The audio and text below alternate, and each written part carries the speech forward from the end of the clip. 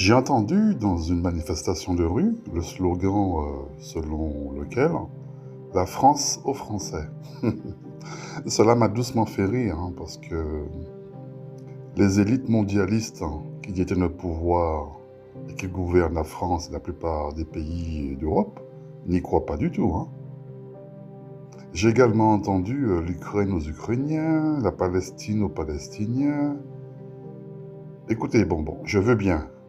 C'est même très patriotique de souhaiter que son pays devienne souverain. Ça, je le conçois parfaitement. Ok.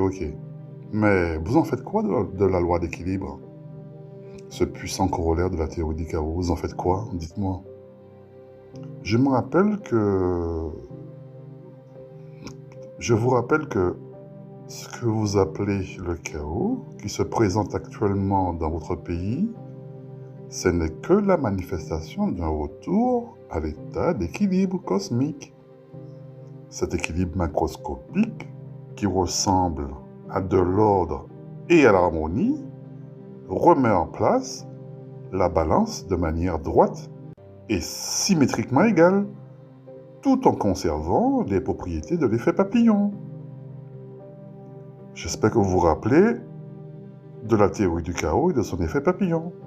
En gros, si les Américains du Texas sont victimes d'une tornade, alors que les battements d'ailes du papillon qui l'ont provoqué ont eu lieu au Brésil, ce n'est certainement pas par hasard. J'espère que vous avez compris la métaphore.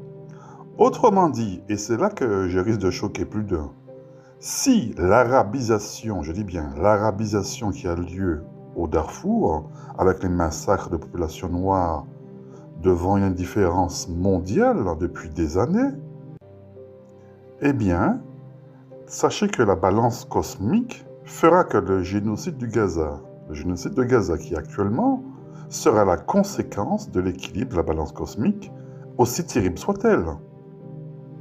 Vous remarquerez qu'au silence assourdissant du génocide des Soudanais répond la grande clameur médiatique des populations palestiniennes qui se font décimer.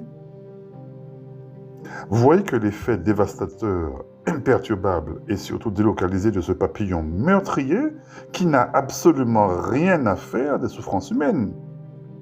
Sur ce même principe d'équilibre, eh bien, vous remarquerez que les puissances coloniales européennes subissent aujourd'hui un revers de bâton.